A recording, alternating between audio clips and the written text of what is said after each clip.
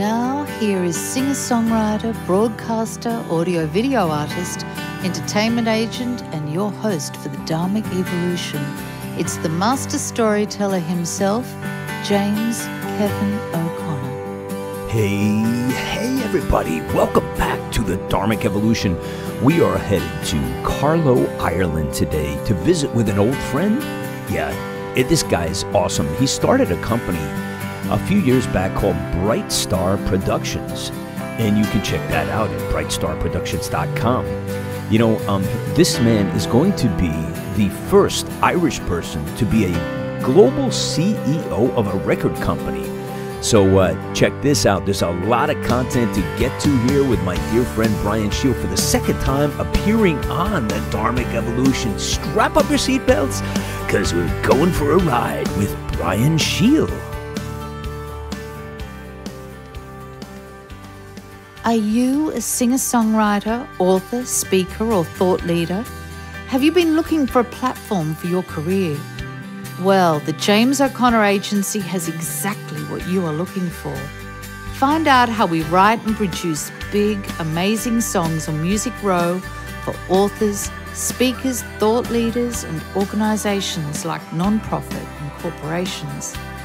We also help singer-songwriters and artists by giving them a platform on Dharmic Evolution, a podcast designed specifically to broadcast your global career, now in 71 countries and with more than 161 episodes of artists all over the world from all genres. We know how to reach your target audience. Are you a dreamer like James? Then reach out today to James at thejamesoconnораgency.com and find out how we can help your global career. Brian Sheil, welcome to the Dharmic Evolution, my friend. Thank you very much, James. Great to be back. Yes, second time, man. It's so good to watch your career blossom and unfold from over here in the States. And I had such a good time talking to you the first go-around. And I immediately knew that you were very focused and ambitious in your quest to create good music, create good artistry. And I didn't know you were a piano player, dude. You rock. Yeah, I keep my piano chops kind of low profile, but I'm more of a studio kind of piano player rather than like a music. I don't really classify myself as a musician, but well, I do. It falls down the list, maybe number 4, you know. But I've been playing piano, I'd say about like 10, 15 years. Really well coached by my cousin Dale Hennessy.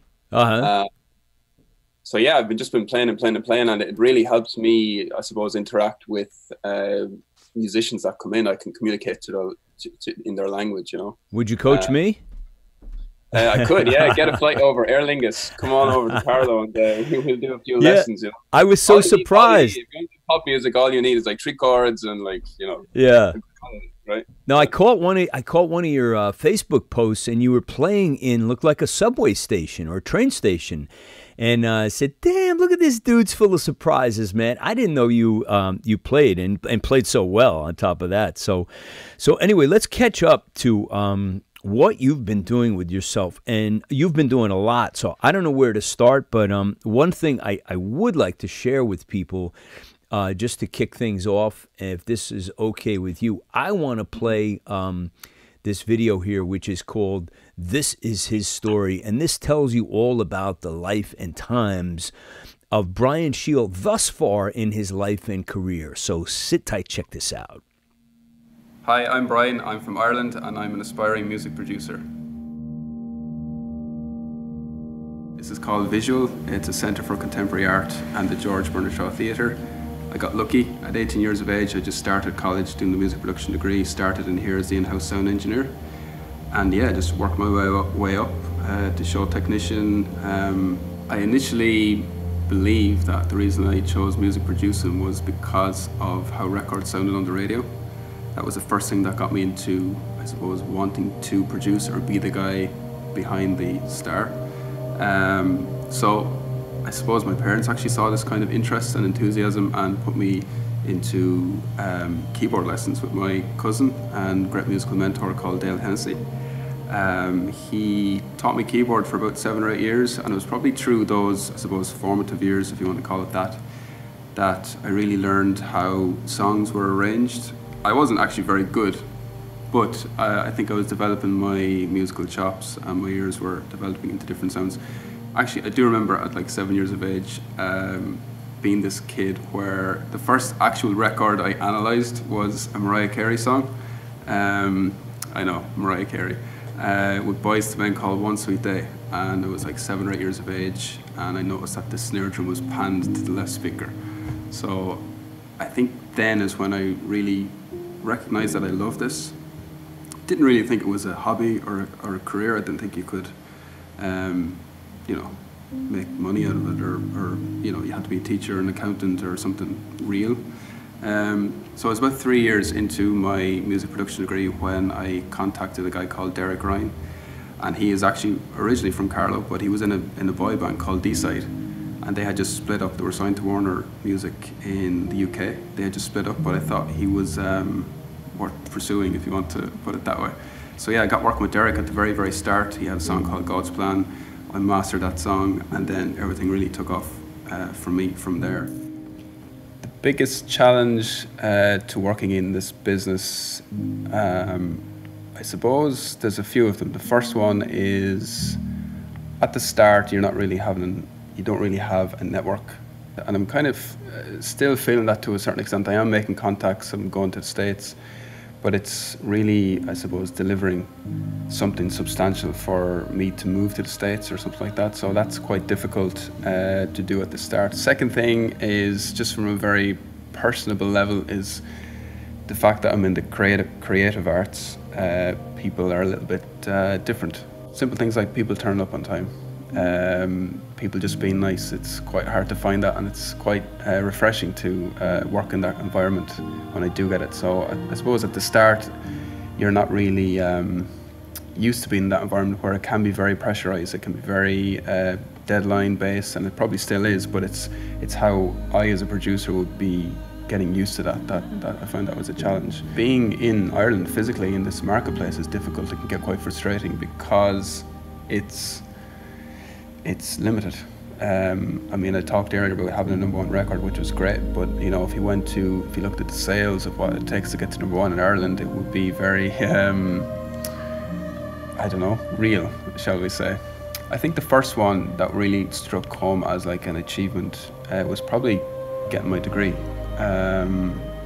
Getting a first class honours in any degree is probably difficult enough, and the first year of that degree I wasn't particularly the A student or anything like that, and in the second year I was working hard again. I wasn't top of the class, but then in the third year I just was night and day. It was just work hard, stayed up lots of late nights, lots of sleepless nights, and just worked and worked and worked, because I knew, maybe it was just a good lesson to me as well, that if you really want to be in this business, you got to work hard. And just because it's college because it's not the real world, doesn't necessarily mean that it's any more valuable or invaluable.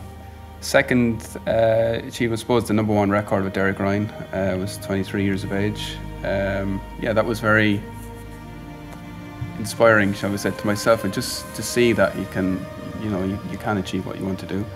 It really struck home when Derek brought me this gold disc, and he put it up on the wall, and you're real proud, and it's your first #1.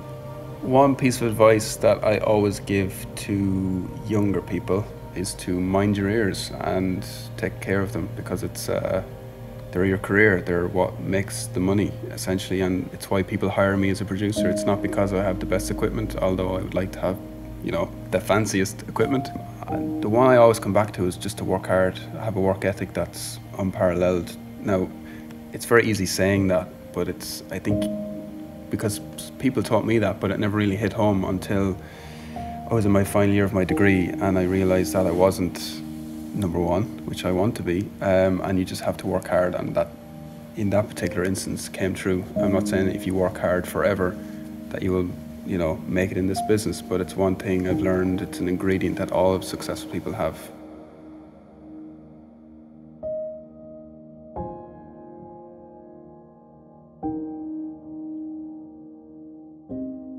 Brian, tell me about that video. Really, really well done. Where did you do that? Yeah, so I originally connected with a trio, in fact. They're basically a Chicago outfit. They came over to Carlo during the Carlo Arts Festival, and I connected with them. They're all from Chicago, as I say. There's twins and an excellent screenwriter and actress called Lauren Lugo. The twins are the Nuno twins, and yeah, we just kind of hit it off. They have a project called the Stories Project, and they asked me if I would be, if I would come on their show, and I was like, yeah, it's perfect. We recorded the interview actually at like 2 or 3 a.m. during the arts festival in the local theater where I work in visual. Yeah, but yeah, so it was a great honor to be on their show, and it was they're very good at. It wasn't just your typical, hi, I'm Brian, and it was more of an in-depth kind of a conversation that was only like a 5 to 8 minute clip. But I thought they really did well. Some of the scenes they got in visual, I thought were really, really good. But yeah, so we've been in contact ever since, and I'm sure you'll get to the next point about working with them, which was I was executive producer on their film, their short called Little Things. As well, so it's kind of like an ongoing collaboration, which obviously helps me in my visa needs to get into the US as well. But I really believe in this duo as well, the Nuno twins, Andrew and Adrian. So yeah, that's how that happened, and it's on my Facebook, and people reacted really well to it. So yeah. Yeah, I was checking out the film you did, Little Things, this morning, and great job on that. Really captivating, imaginative, funny, and heavy at the same time, And can you tell people, just give us a little snapshot of what the film is about? It's about mental health. I mean, I can't take any credit at all for doing it. It was just more of a, I believed in the guys. When they were actually over recording the Stories project, they were telling me about this film that they were shooting, and they needed funding essentially. So it's a mental health film short. I think they were just about starting production at the time when they were going back to America. And yeah, we were just talking in the pub essentially, Yeah. Because I'm not a drinker, so it was a little bit weird. Like, it's like, this is a bit odd. Okay, did you have tea? What did you have in the pub? So I need to know. So when I come over there, I want to select the right pub. No, I did not have tea. I had like a rock shandy. It's like lemon and like orange. And stuff. Oh, okay. Because dude, I'm German Irish. You know what I'm having. Man, yeah. I'm having everything. I'm not quintessentially Irish, but yeah, they just started pitching me this. Lauren was telling me exactly what the synopsis. I was like, just tell me the elevator pitch, because I'm not, to be honest, James, I'm not like a film guy. Like I don't really go to cinema. I just don't have the patience to sit down for 2.5 hours. It's a bad thing, I know, but yeah. But I think that maybe makes me a little bit more unique, and when I hear something like I really like that, because I don't know the intricacies of film, and you can nearly give every pitch some credence by saying, oh yeah, this could be really good. I'm a bit more black and white about it. Yeah, so let me ask you about your lack of tolerance, because that's where you and I share some commonality. I'm not like really, I went to a party the other night, and we were all sitting around the dining room table, and I'd been there about a little over 2 hours, and I just announced to the hostess, all right, I'm going home now. And everybody looked at me like, and I was done. It's like, I'm the same way. Like, I'll go to see a band that I really love, but I don't have the tolerance for the whole night of that band. It's like 3, 4 songs, 5 songs, and yep, I'm done, man. I enjoyed that. That was really good. So tell me about your short threshold, because I think it helps drive your creativity. Yeah, I think so. I think you get good at, like in a social situation, I suppose it's not the best analogy, but you get good at, like, I don't know, like, for me though, James, really, it's about the focus as well. Like, I was very, very driven as a really young kid. Like, yeah. Young. And I always noticed that it was, I won't say it was different, but it was definitely odd, because, in Ireland particularly, it's all about, the weekend and socializing and drinking. No, it is for everyone across the world, but particularly in Ireland, like, people just live for the weekend, and I still don't live for the weekend. But my lack of tolerance, I suppose, comes from the focus that I want to make it.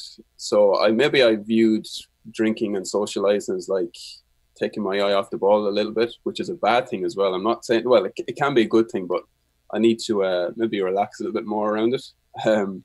But it is it is very interesting that I come from a culture that's kind of the opposite of, because a lot of Irish people have a lot of tolerance for you know, socializing, and that's good. But to answer your question, James, I think it's the focus. I think it's the wanting to be successful and the wanting to make it, you know. Yeah.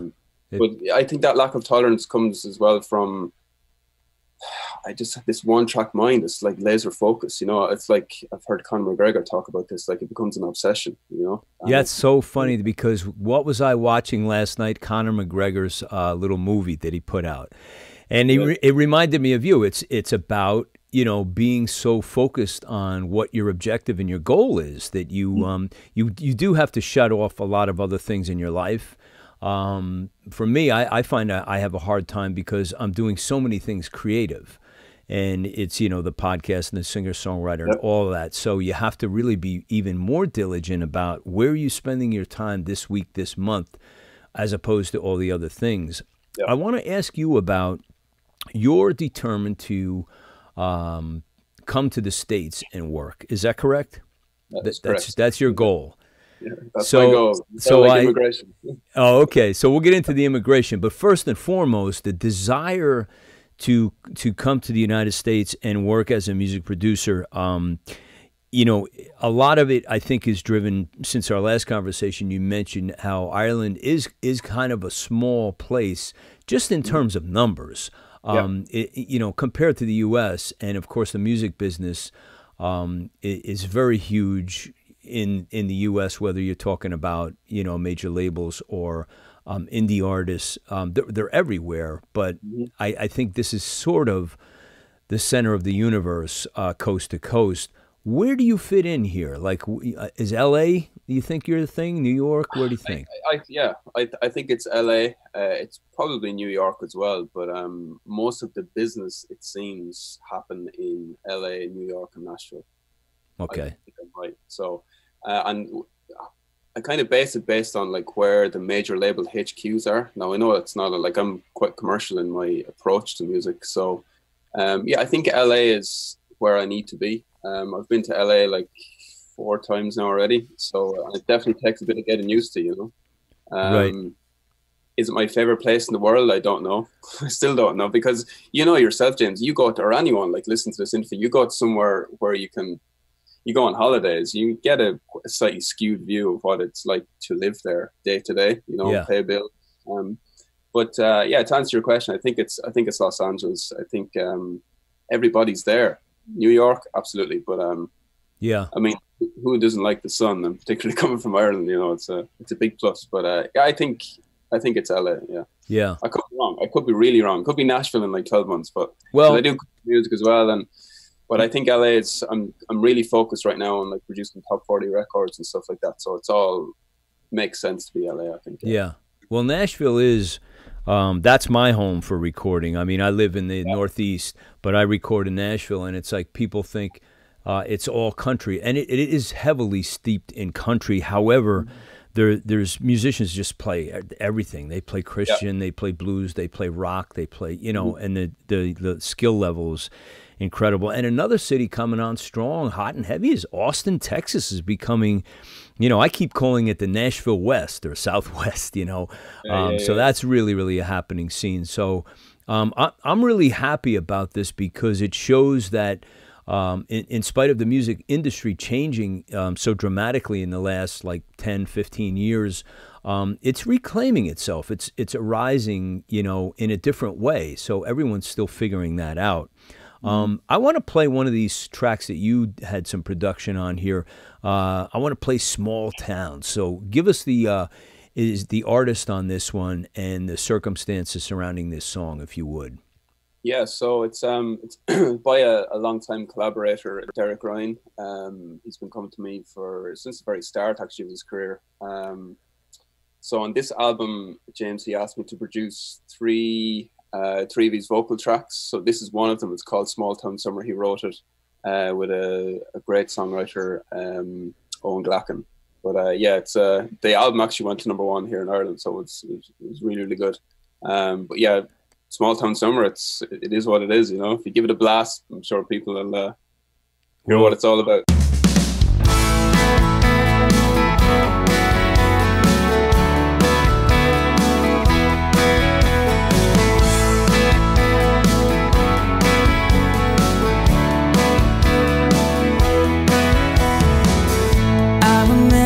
That small town summer, beer cans and bottle fields.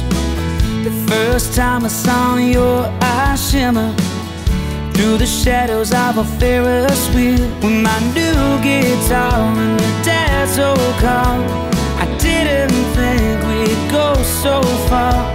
Those endless nights, those splendid heights, drifted out of sight. We were wild, we were strong, we were young, we were wrong.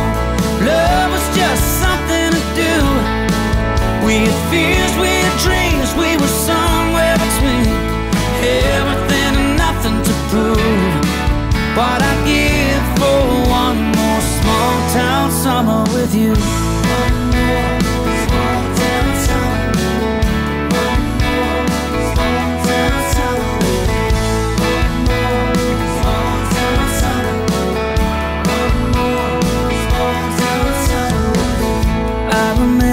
A sweet warm feeling, stargazing, nowhere to be.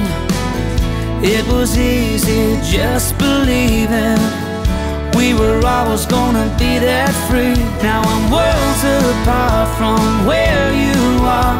The city skies, they have no stars, and still your eyes after all this time shimmer in my mind. We were wild, we were strong, we were young, we were wrong. Love was just something to do.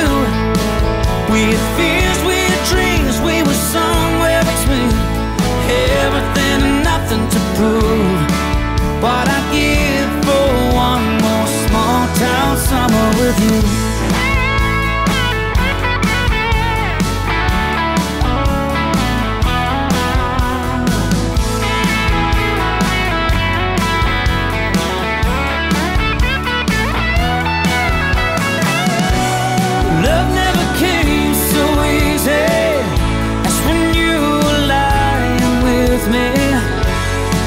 I had to leave to see you were always where I wanna be. I remember a small town summer, beer cans and barley fields. We were wild, we were strong, we were young, we were wrong. Love was just something to do. We had fears, we had dreams, we were somewhere between everything and nothing to prove. What I'd give for one more small town summer with you. One more small town summer. One more small town summer. One more small town summer. One more small town summer. One more small town summer. One more small town summer. I remember a small town summer, beer cans and barley fields. Brian, that song kills, man. I listened to that twice this morning. Yeah, love the song and love the production on it. Now these are local lads, no? Derek is local. I'm not too sure where Owen is from. I think it could be Dublin. I'm not too sure. Sorry, Owen. Okay. When I meant local, I meant they're in Ireland. yeah, they're Irish songwriters. So okay. Yeah, great job. So give us the inner workings. Is he a solo artist? Are they a duo? Are they a band? How is this all put together, or did they just come in as a project and threw this together? It's funny you ask, because Owen has his own has his own separate career, but Owen and Derek, seemingly when they write together, they write these amazing songs. They've written so many together. But Derek came to me to produce 3 of, as I say, some of the vocals on it. But yeah, Derek is he's a country superstar here in Ireland. He's country in Ireland, as we discussed before, James, in 2015, is like that is the business in Ireland. There is no other business. And no matter what anyone tells you, there is no other business. Now, there are scenes, but wait a minute. So when you say there is no other business, are you saying country is it in Ireland? Is that what, really? Yeah, I mean, unless you're an international act coming in, yeah, going to the Free Arena and all these places, but like in terms of grassroots business, yeah, like proper business, yeah. It's the only, you can make a living out of it, yeah. There are indie scenes, and people look at this interview and be like, you know, come on, Brian, there's more business, but like there isn't, like, you know, right? There probably there's no big business, you know. Yeah, country is the only one, you know. So tell me when you finally make the move, and we're going to cross in the air, because I'm relaunching my career in London, then I'm going to Ireland, so I'll need your help. But when you arrive in LA, New York, or wherever you end up, how do you see it playing out for you? You've already started to establish some networking, correct? Like with your trips to LA and so forth? Yeah. So how do you see the path for you to get exposure for Bright Star Productions? And I mean, it's the $59 million question, James, you know. I don't think it's going to be easy, regardless of who I connect with, because the brass tacks of it is, once you move to LA, you need money straight away, right? You need to live $4,000 or $5,000 a month minimum, probably, you know. Right. And that's not living extravagantly, you know. But for me, James, like in my own head, there's 2 avenues I want to go. I may go both. I may be forced into one. I'm not forced, but, you know, I might be really successful in one and go, oh, this is good. This is a good train to be on. I don't want to get off of this train, you know. And those 2 avenues are producing, winning Grammys, that direction, hopefully. Or the other one, and I've said this before in another interview, is my really big goal. Like if somebody said, what's your 25-year plan? What's your 20-year plan? Is to be the first Irish CEO of a global major record company. I don't think there's ever been an Irish person at the very top of a major record company. There probably won't be just record companies by the time I get there. It'll be an entertainment 360. It'll look different. So it's one of those 2 things. So how do I get there? I mean, it's either do the Jimmy Iovine thing, which was produce all these great records and then start switching into like Apple Music and Beats, and he turned into a bit of an entrepreneur, you know. And he Interscope Records, you know. So that's kind of like my own, that's what's in my own head. Now, how it'll look in a year or 2 years will be, I'm sure it'll be a little bit different. But I think once I keep my eye on the prize, as they say, and don't get too distracted. And I think going to LA, James, it's weird, because LA is about sex, drugs, rock and roll, the whole thing. I don't drink, I don't do drugs, and I'm Irish, so I'm like, geez, I wonder how this will work out, like, you know, LA and me, like, it's a weird kind of thing, but yeah, they're the kind of 2 paths. Now, how I get in, we'll probably talk about the immigration and stuff like that in a while. That will be quite difficult, you know. But yeah, I hope I don't have to be an Uber driver for 6 months and, you know, try to make ends meet, really. Right. But you see a lot of people doing this, you know, and they could be on a decent wage as well. Like, and that's the truth, you know. Well, let me ask you, I think there's so many more musical things that you could monetize that you may not even put a lot of thought into, that you could do so many things in your field to keep you, you know, whole in that. But where do you see, like when you talk about being a record company mogul today, without getting into all the minutia of it and all the little moving parts, like globally, how do you see it like playing out?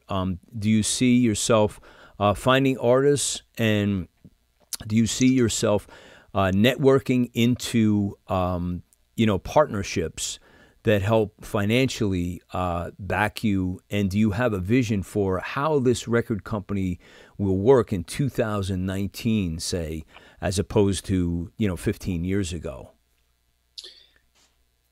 Well, that's a great question. I mean, I ask great questions, my friend. Yeah, that's how long have you got, James? I think, first of all, the first thing to say is the music industry, from an artist's point of view, they're retaining more control nowadays. That's just a fact, right? Yeah. So it's becoming more democratized. You see the likes of Taylor Swift just yesterday.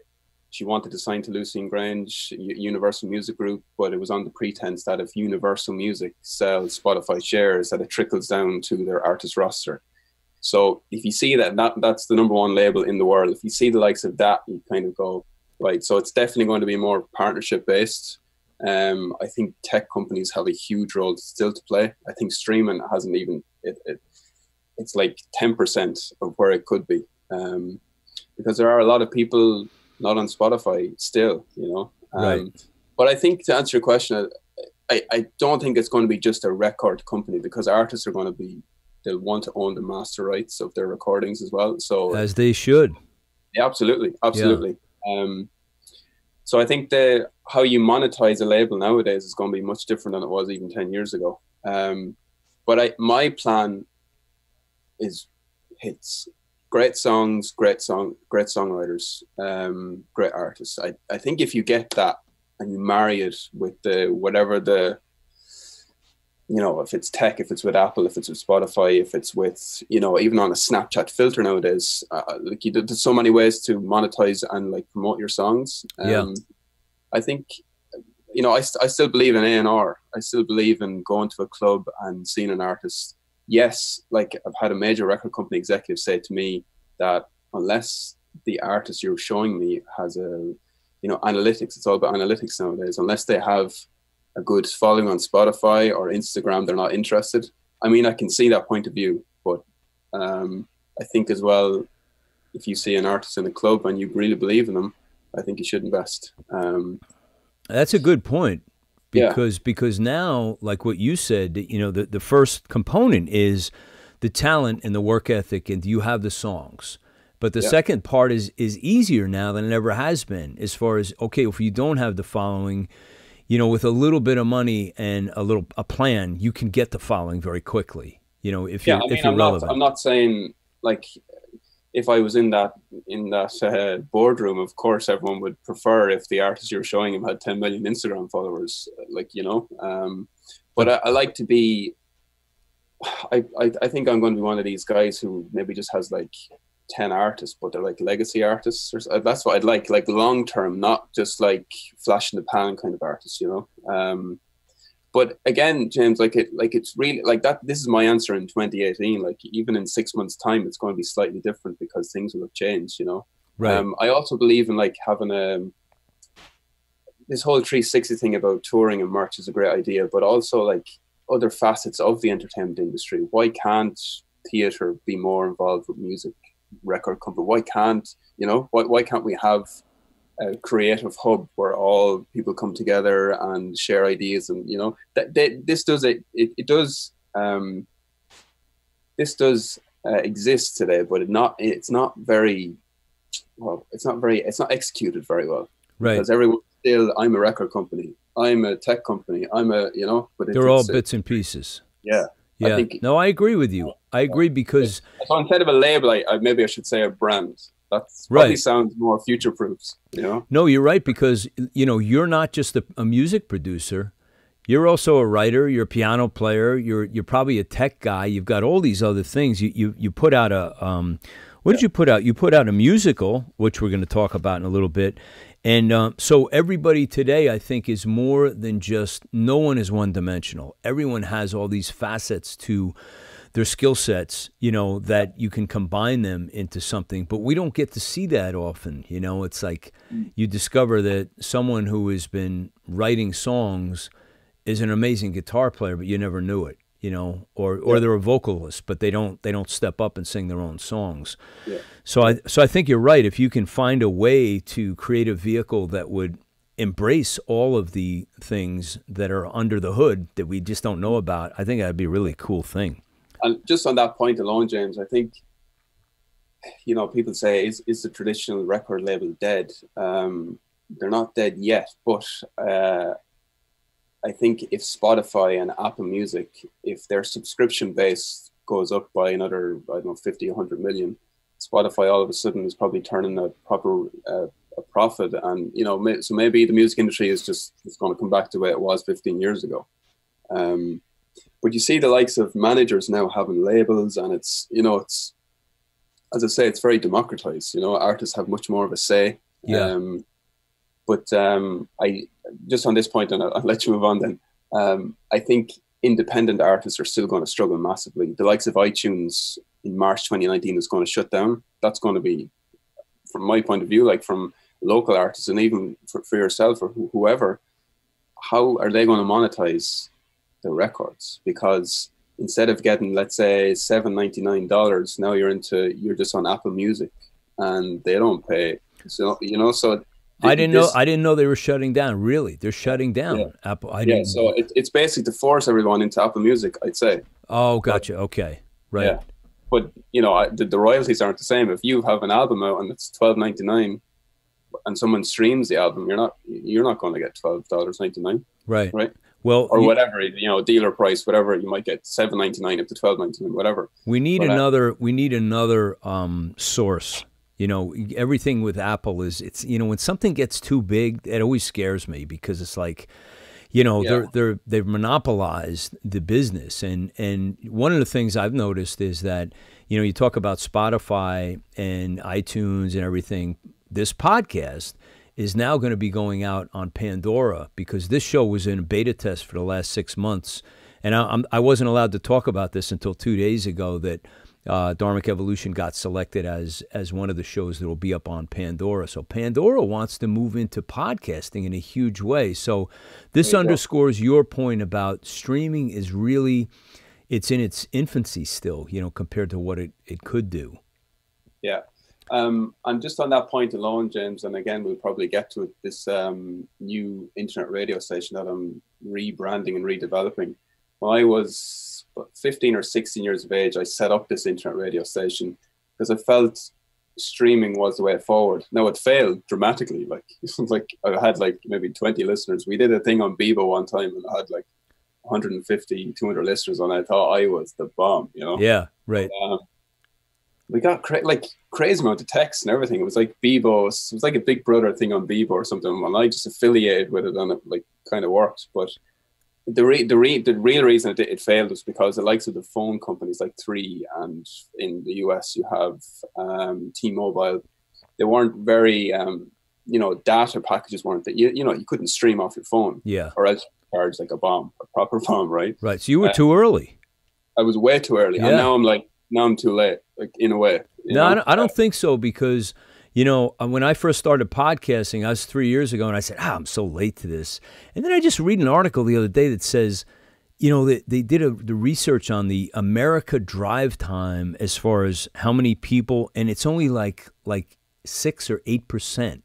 So they feel like the market has not even really broken way open to where it could be, you know. Mm-hmm. So I think there's always room. I mean, we always feel that way. We're too late to the party, but if you really have a good vision and you have a good product, it's like a good song. There's always room for another good artist and another good song. You know, we'll make room on the shelf, brother. Absolutely.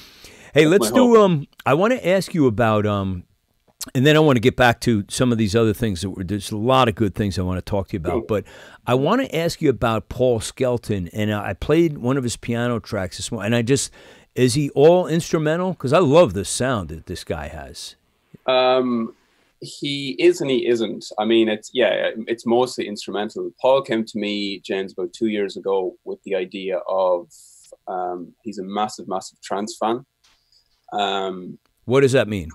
Trance is like a form of electronic dance music. Got you. Okay. Van Buren's and all of those amazing trance DJs. So it's 140 BPM, you know, it's right.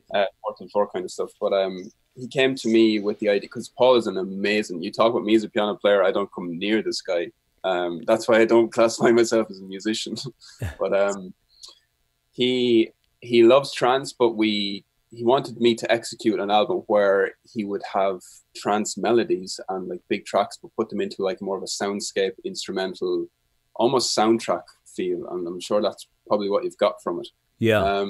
So we did the first one, and he, like, this guy has 60, 70,000 fans on Facebook. You know, it's a real niche he's tapped into. Like, they still buy CDs from him, right? So, you know, his revenue streams are still there and intact. But yeah, so it's basically trance music of the 90s put into atmospheric soundtrack production. So I've done 2 of his albums. They both went to #1 in Ireland and #2 and #4 in the UK in the dance charts, which is the UK chart is the kind of the bigger one because there's more competition, right? Right, sure. So yeah, we're doing well, and Paul's moved to the UK and he's doing this as a full-time thing, and he's playing at people's weddings. He's doing his own gigs as a solo artist. It's a very unique idea. It's just a guy, piano with beats, and you know. Yeah. He does sing, but yeah, it is an instrumental kind of thing. Yeah. So did you just in the studio? Did he use an acoustic grand piano on this track, "Heart of Asia," or was it? You used this piano right here. Really? Yeah. You guys got an amazing sound out of this thing. I got to play this for everybody. Yeah. So it's not the sounds built in. It's a piano patch. Gotcha. So you access the sounds from something else.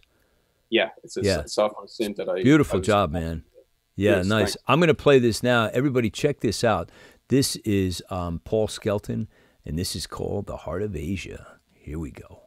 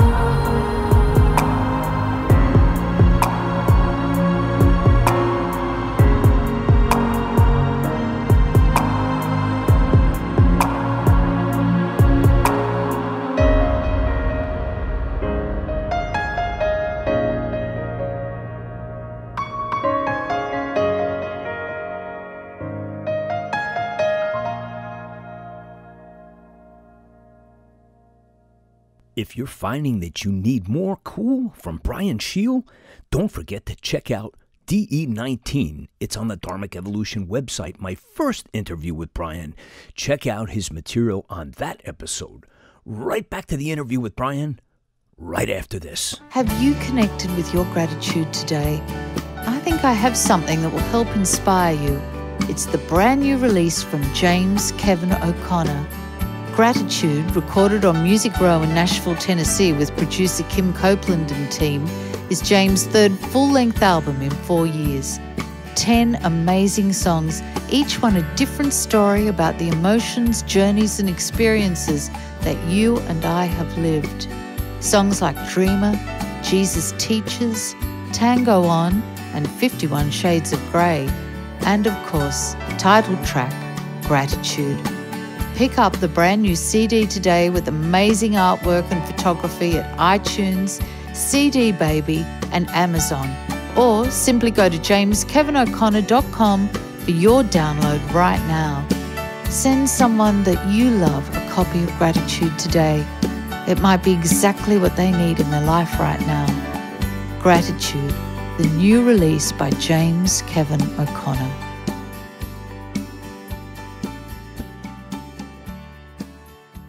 Brian, tell me, who is the young lady singing on this, man? She's melting my heart here. She is a girl that Paul actually put me in touch with, a girl called Circa Fahy. And it was literally, we had this brainwave. How about like some female vocals? It was just like we needed them instantly. Paul was going back to his hometown. He recorded her actually on a Zoom recording, that is, and just got her to do a few takes of like OR or whatever, like whatever the vocal melody is. Yeah. And sent it back to me, and we just put it into the track. And I never actually met Sorka, but she's really, really talented. Wow. Great track. I love this track. Yeah. This is just awesome.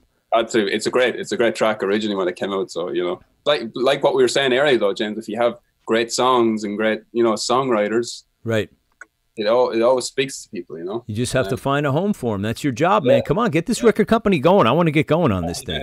Yeah. Hey, so let me talk to you about visa problems in the U.S., political, without going too deep into this. I don't like to get too political, but you know, your challenge is something that many people are probably struggling with, and you want to go somewhere and you're having trouble. Tell me the difficulties and what's going on there. So, as it stands, I have been offered 3 jobs, but none of these companies sponsor, right? So now, why won't they sponsor? It's a company policy. And the reason I think, James, is because they don't want to get involved with authorities and the IRS and everyone asking, they zoom in on your company and they ask, why are you bringing in this alien, as we're known as? Right. And they just don't want to bring the pressure. And I can totally understand it, because they don't know me. They don't like this.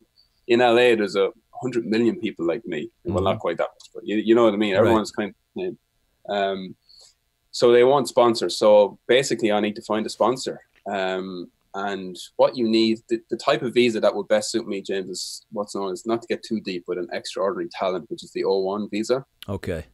And within that, there's 2 strands. The first one is there's 7 categories and you need to have 5 of the 7. So a category would be like promotion within the company, what your public profile is like, have you been published, you know, extraordinarily talented, right? And then the second one is the sponsorship. So you need, let's say if it's a record company that want to sponsor Brian Sheil, which I'm saying right now on the internet, I'm willing to go. Right. You need them to basically back you as their agent or employer. The authorities basically need to see, okay, this is legit. He has a contract. This is how much he's going to get paid. He's worth X amount to the US economy, essentially. Right. But there is a significant development after happening in the last 6 weeks, whereby the E3 visa, which is an Australian specific visa for America, the Irish authorities are now saying, why can't we have something similar? Because Ireland has a particularly good relationship with America, as you well know, James. We should and always will, hopefully. Yeah. So that's been currently worked on. It has to pass through Congress. There may be a thing whereby there's suspension of the rules in Congress, where that basically means that they need to pass something quite quick, and it may get shut down. Immigration is the hot topic in the US at the minute. But I don't know why. Like, you have people having the visa lottery, people getting into America, and they're not the finest. Some of the time, you're not getting your finest in America. So it's been a problem for decades and decades in this country. It's going to be the most challenging thing to me to get in. And then, like, sometimes, like, it's like, I have the visa, now I need the job. Now I've been offered a job, but I don't have the visa. So it's this constant, like, I need to, so I need to marry the two. But I've been onto local political figures here in Ireland and in the government, and they're trying all they can do. But so far it's a struggle. And I'd like to be, like, almost like an ambassador or something at some stage too, because Irish people have so much to offer, James. Like, I know that sounds really biased, but we just do. Like, for such a small nation, we've had such a big impact. Right. And that's why I'm saying, like, I know it sounds outlandish to say that you want to be the first Irish person to be the CEO of a record company, but I genuinely believe that. I think we've something better to offer. The American economy, if you want to go from a political standpoint, we've much more to offer. Yeah.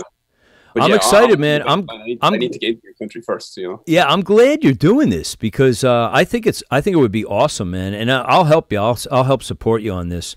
I don't know what yet, but I think we'll do something together, which would be really, really awesome. Where do you see the nation of Ireland going as far as with artistry, with the just everywhere, music, everything that's happening right now in Ireland? Where do you see it? Do you see it breaking out? Do you see it?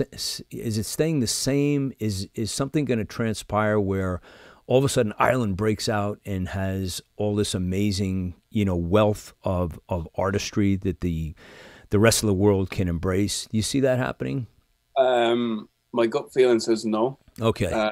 Because Ireland we're not great at supporting our own, to be honest. Okay. And it's like, I don't know if it's just an Irish thing, and I don't want to be down on my own. I've just talked so highly of ourselves, I'm like negative. Right. When it comes to creative arts, we're just not there. We're not like Sweden. We don't have the education. But we have this massive talent in Ireland, particularly to write stories. And it just comes from storytelling in the pub years ago. I think that's where it comes from. We're a very creative nation. I've seen so many bands they were amazing, but they had to go to London. I've said this before to you. They had to go to the US to get signed.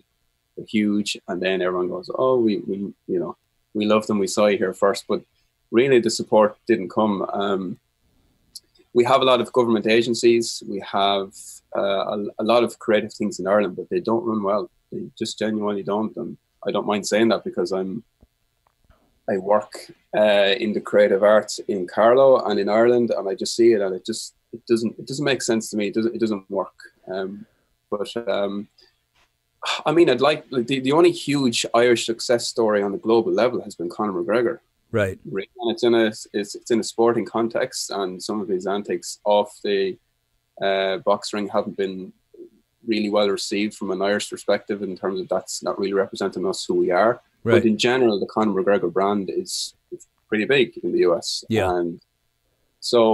And again, there's another example of, he had to lead the way in MMA. He couldn't show his parents, look at this guy, this is how you do it. He had to lead the way and, go down that lonely road of risking your life every time he gets into a ring, essentially. Yeah.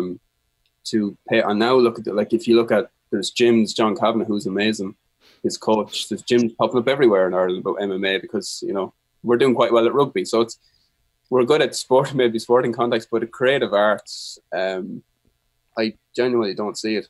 I mean, if I did, I'd be staying here, James. I wouldn't be saying, "Oh, I need a visa.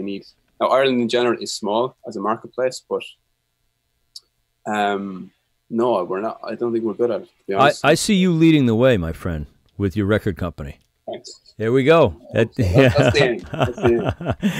aim. So you got into this musical production that didn't go so well. What exactly was this? Was it a theater thing? Was it? Yeah. So we talked earlier about diversifying I work in theatre. I've been a theatre technician for the last 10 years in Visual in Carlow, which is an amazing place to work. But about 4 or 5 years ago, I started, I saw an idea by the writer of this musical. They showed it to me. I was like overblown, like it blew me away, the whole story. So I engaged and produced 20, well, I think it was 19 songs for the musical, all original. And I got on board a director and a scriptwriter. So yeah, we just we got it to a point where I had an investor on board, about $100,000, and director and creator didn't agree. Essentially, there's a whole huge backstory to this. He wanted both of us out, but essentially he wanted the director out, put me on board, and I decided not to be involved because I thought the script was the most important part of the production, which I still believe. Right. So yeah, I went back to the investors and they said, we're pulling out $100,000 because we're more so investing in you because you've brought this team together. And now that it's kind of fallen apart, they weren't interested. So yeah, essentially I lost $100,000 on a musical, James. Now the idea, it was a musical theatre piece, would have ran for maybe like 2.5 hours. It's based on the Irish American story with Black America and Black Irish, this whole thing. Right. I'm not going to give too much away or mention names because it's been the most traumatic thing that has happened to me in this business, to lose something like that and to work for so long, about 3 years on something, and then just for it to fall apart. I haven't talked about it before, but yeah, it was crazy. What did I learn? I suppose like we had contracts and stuff like that, and they weren't exactly watertight. But even if they were, I think, you know, people, unless you have deep pockets, contracts are not worth the shit, to be honest. Like, yeah.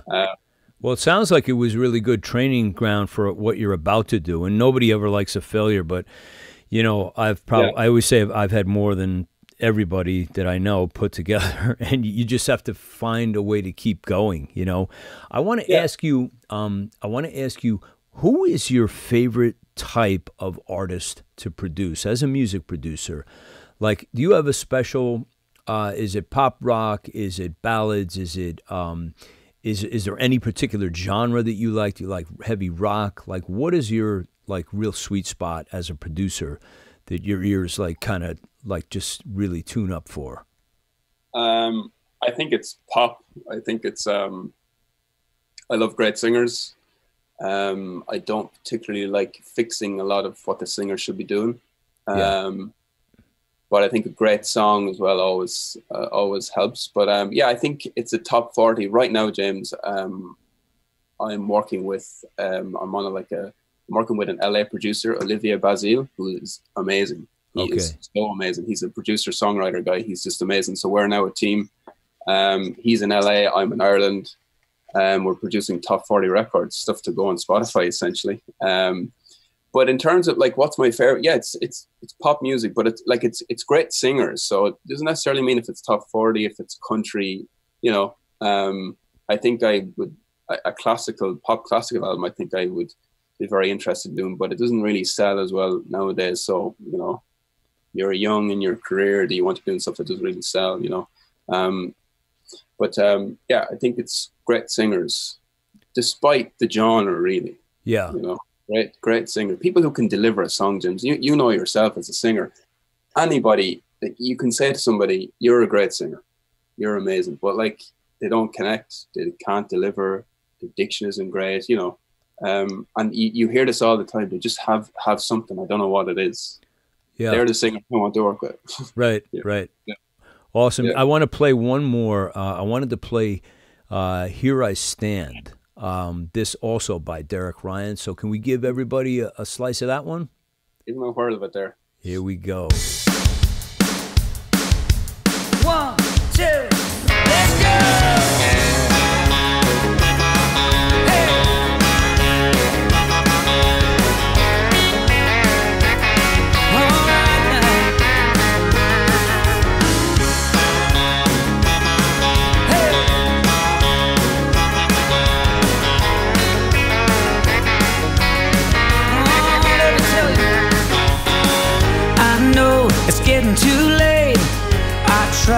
but I couldn't wait.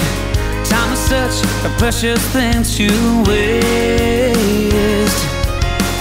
We've known each other too long, we've grown together so strong, but my heart's been telling me something's wrong. It feels so right, you by my side. I cannot hide anymore. Here I stand, wanna be your man. I tell me now, will you take a chance and let's go before your mama knows? Here I am doing all I can just to try and make you understand. I'll never go. You know I love you so, baby, here I stand.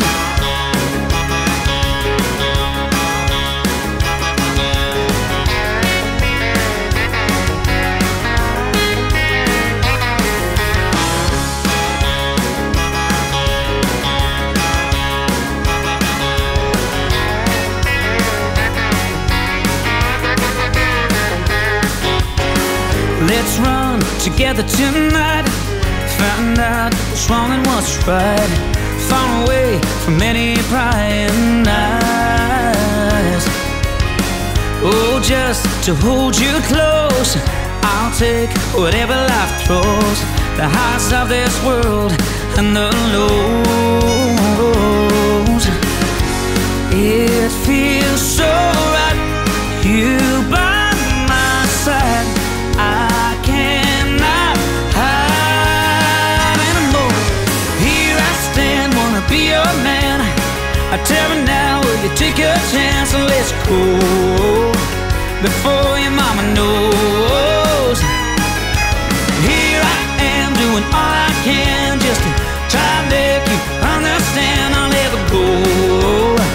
You know I love you so, baby, here I stand.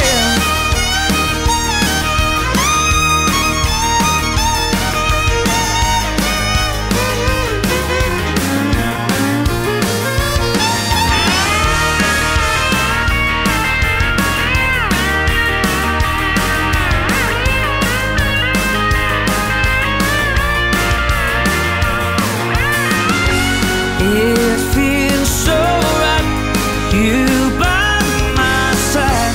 I cannot hide anymore. Here I stand, wanna be your man. Tell me now, will you take a chance and let's go before your mama knows? Here I am doing all I can just to try and make you understand. I'll never go. You know I love you so, baby, here I stand. Oh.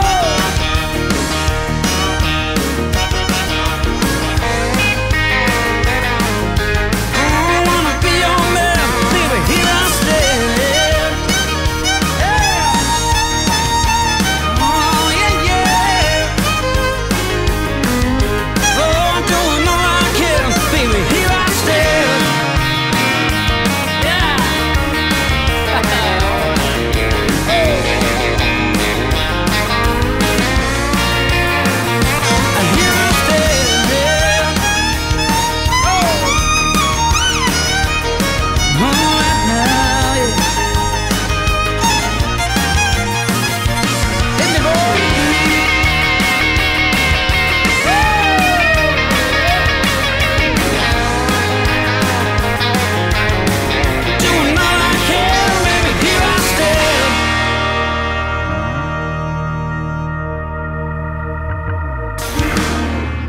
So tell me about like the performance and the production on this one. Well, as I say, I did the vocal production on it, but Derek is like, he just comes in and sings and leaves, and it's great, you know. It's one of those things. It's just now I'm not saying it's like perfect all of the time, but you'd know somebody like that's the other thing, James. You don't necessarily have to be perfect. You just have to, you know, just deliver and make me believe what you're singing. Yeah, and Derek is very good at that, and he knows himself. He knows himself. Like a lot of the time, it's an easy job because like he'll just tell me, "Oh, let's go again for that," or you know. So it's quite it's easier. Where if you're, and he's used to recording, he's on his 10th album, so you know. Wow. But yeah, that was, we did it over 2 days. We did those 3 songs over 2 days. And yeah, as I say, he's just been a long-time collaborator with me. And Derek has a production team, so he has 3 or 4 different 3 producers. Sometimes it comes to me for production. Sometimes it's just vocal production. Sometimes it's mixing. So I just kind of take what comes, and I like to share in the process. I'm not too keen on, you know, I don't know if it's a thing of where, oh, why aren't I producing the whole record, or why can't I? I mean, there are certain songs in the record that I would have loved to mix, but I didn't get to mix. So, you know, right. But that's the business, you know. That is the creative process. People just have this idea of, I want him to do this, I want him to do that, and just park your ego aside, Brian, and you know, right. Yeah, he's great to work with. All relationships do take such time. They take a long time to develop, you know. Yeah. I mean, it's almost like you feel like I know I can handle this, but you know, it just, the bond maybe hasn't built up yet, or whatever, the trust factor. There's so many intangibles that you don't know, but I think in time, if people keep coming back, they start to appreciate more and more of you. Brian, what do you want to say to everybody, because we're winding down, man? Well, I could go another 2 hours with you, but I don't think we can get it. But just in parting, what would you like to impart to everybody about Bright Star, about your future, about what you're looking forward to, like at the end of this year in 2019, fast approaching? What are the high spots, the things that you're looking forward to, and you know, any parting words, just words of wisdom to share with a lot of singer-songwriters that listen to this, and also authors, speakers, and thought leaders? Another great question, James. I told you, I warned you, man. You're killing it today. I think when it comes to advice to younger people, it has to come from them. The work ethic, first of all, it has to come from them. You know, I think it's not good enough nowadays just to record yourself at home or whatever and go on YouTube or Facebook and get your 110 likes and you think you're a star. That doesn't work. That doesn't work.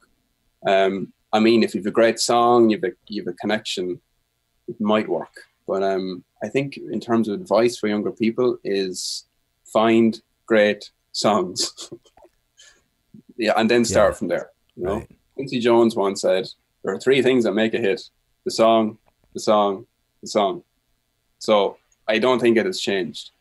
So if people want to be a producer, it's very tough. You need to have a work ethic that's like totally unparalleled. You can't not, unless your dad is like the president of a university, you might have an easier ride. But even just off topic, but I'll get back to what you just said. Universal Ireland now is under control of the UK. It's lost kind of its autonomy in a way. It's little things like that. So that's how small Ireland can be. Yeah. But parting words, I don't know. I'm just going to keep working hard. My dream is to win Grammys and be that record company guy. That's my dream. Whether that's starting off as a junior A&R executive in Los Angeles or Nashville, out finding great songs, out finding great talent. I've been working in theatre for 10 years, so I think I know what looks well. Right. Visually on stage. I'm the house sound engineer and I do lights, and so I have a technical expertise that I can offer as well. It's not just this is the other thing. I'm not going to be just the suit sitting in the room with the accountant and going, right, if we spend 2 million on this, where's our return? I might have a more informed opinion. I'm not saying it's going to be always correct, because that's the other thing. No one ever knows. No one ever knows what's going to work. Really, you have a great, if you're in property, it's the location, it's the return, what kind of tenants you can get. You've all these variables that you can kind of make an educated guess. We're in the creative arts. We just talked about James Sullivan connection. Who knows? But the only safe guarantee is a great song. And anyone who wants to go into this career, be really mindful that it's like unbelievably tough, like psychologically, emotionally. You need, if you have a great support network, my parents were great, that's the other thing. My parents were fucking amazing. They still are. My brother as well. Like, there's so much shit that goes on in this industry that, like, if you look at my Facebook, it's all great, but like, I never put up any of the really bad stuff, like proper, like crying, like record executives telling you, like, get the fuck out of the room, you don't have a fucking hit, like, you know, this kind of crazy stuff. Like, so they treat you like shit, like, you know, a lot of the time. Right. So it's kind of going through, just keeping on the straight and narrow. Have I ever wanted to give up? Yes, absolutely. On 2 occasions, I've come very, very close. That's the real truth about it. But I'm still here, and I still have redeveloped my studio.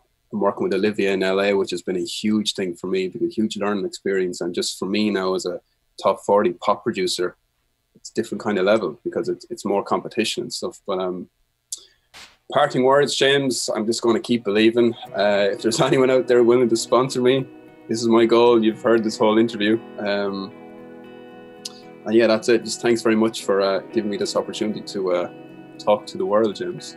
Brian, always a pleasure to see you, my friend. And we will send everybody to Brightstar. That's the preferred website. And we'll put all your links in the show notes. And once again, my friend, it was just, it's always a pleasure to see you and watch the growth, and the projects keep rolling in. And man, I just want to wish you all the luck and success on your journey. Thank you, Brian Sheil. Thank you very much, James. I really appreciate it. Cheers. Brian's story. Small town summer. Heart of Asia. And here I stand. He's gonna do it, folks. He's gonna be the first CEO, record mogul coming out of Ireland. I'll be there with him. We'll make some music together. Hey, check out Brightstar Productions and support Brian Sheil in Ireland, but let's get him out of Carlow and get him to LA or Nashville or New York or Austin or anywhere that is musical in the States. You guys can do it. Get in touch with me and I'll get you in touch with Brian. I hope you enjoyed that interview today. Don't forget to go back to DE19 and check out Brian Sheil a few years ago and watch the progress. Man, the guy is stacking the cool. And speaking of stacking the cool, if you haven't had a chance, get over to dharmicevolution.com. Check out all of the content on that site. We're up to 193 episodes of artists from all over the world. Their videos, their photographs, their stories, their songs. They're all there for your entertainment. And if you would, please leave a comment under your favorite artist. Let us know what you think of them, the show, and how your relationship with us is. We want it to be the best. If you're a hardworking artist who's on the cusp of making it and you want to be a guest on the Dharmic Evolution and be in 71 countries, go to dharmicevolution.com, the guest tab, fill out your assets, drop it in, send it to us, and we'll see if we can get you a booking on this show. For you guys who love video, I don't know if you know it, but you can go over and see this show in its entirety on my YouTube channel. It's the James O'Connor Agency YouTube channel. You can see every artist over there, full-blown video. Ullus Carlson from Sweden is up this week. And wait till you hear the story of a woman who hadn't slept in 25 years and lived in terror. Fascinating story. It's on the channel now. And don't forget about the Facebook community page. Dharmic Evolution Facebook community page is there for you to post your content. Let the world see what you're doing. That's it for me today. I'm your host for the Dharmic Evolution, James Kevin O'Connor, singer-songwriter, audio-video artist, master storyteller, and international talent agent. So until the next time when we meet again, I'll either see you on the socials or I'll see you from the stage.